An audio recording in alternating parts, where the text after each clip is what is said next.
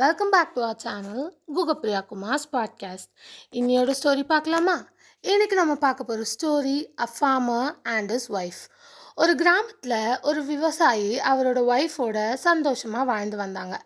ஒரு நாள் அந்த விவசாயி அவரோட ஒய்ஃபை பார்த்து, நீ ரொம்ப சோம்பேறி, நீ வேலையை மெதுவாக செய்கிற, நிறைய நேரத்தை வேஸ்ட் பண்ணுற அப்படின்னு சொன்னார்.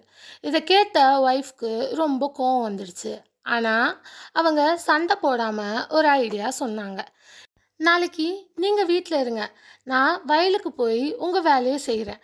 நீங்கள் வீட்டில் இருந்து நான் செய்கிற எல்லா வேலையும் செய்யுங்க. அப்போது யாரோட வேலை கஷ்டம்னு தெரியும்னு சொன்னாங்க. விவசாயியும் சந்தோஷமாக ஒத்துக்கிட்டாரு. ஒய்ஃப் அவருக்கு வீட்டு வேலையை சொல்லி கொடுத்தாங்க.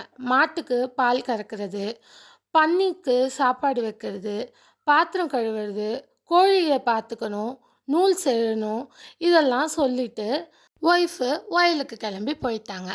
அடுத்த நாள் காலையில் விவசாயி வீட்டில் இருந்து வேலை செய்ய ஆரம்பித்தார். முதல்ல மாட்டுக்கு பால் கறக்க போனார்.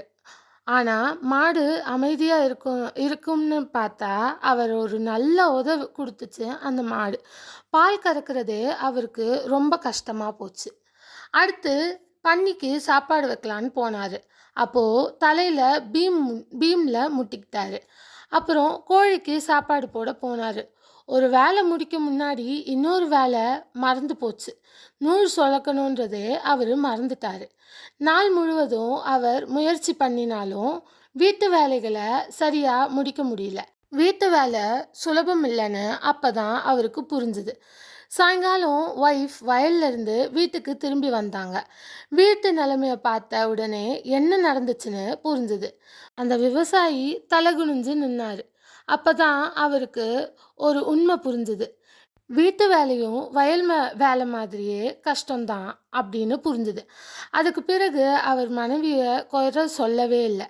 2 பேரும் ஒருத்தரோட ஒருத்தர் வேலையை ஷேர் பண்ணி மதித்து சந்தோஷமாக வாழ்ந்தாங்க. இந்த கதைனால் என்ன புரியுதுன்னா, ஒருத்தர் அண்டர் எஸ்டிமேட் பண்ணவே கூடாது. ஒரு வேலை ஒருத்தவங்க செய்கிறாங்க அப்படின்னா எந்த வேலையாக இருந்தாலும் அதை மதிக்கணும். நீ இந்த வேலை தானே, ஈஸியாக செஞ்சிருவ, இந்த வேலைலாம் அவ்வளோ கஷ்டம் இல்லை அப்படிலாம் சொல்லக்கூடாது. அவங்களோட கஷ்டம் அவங்களுக்கு தான் தெரியும். அவங்க செய்கிற வேலையோட வேல்யூ அவங்களுக்கு தான் தெரியும். ஸோ இந்த ஸ்டோரியோட மாரல் என்ன அப்படின்னா, we should not criticize someone's work without understanding it properly. Every job has its own difficulties and deserves respect. Thanks for வாட்சிங். லைக், ஷேர், சப்ஸ்கிரைப்லாம் பண்ணிக்கோங்க. நாளையோட தாட் வீடியோவில் உங்கள் எல்லாரையும் நான் மீட் பண்ணுறேன். By guys.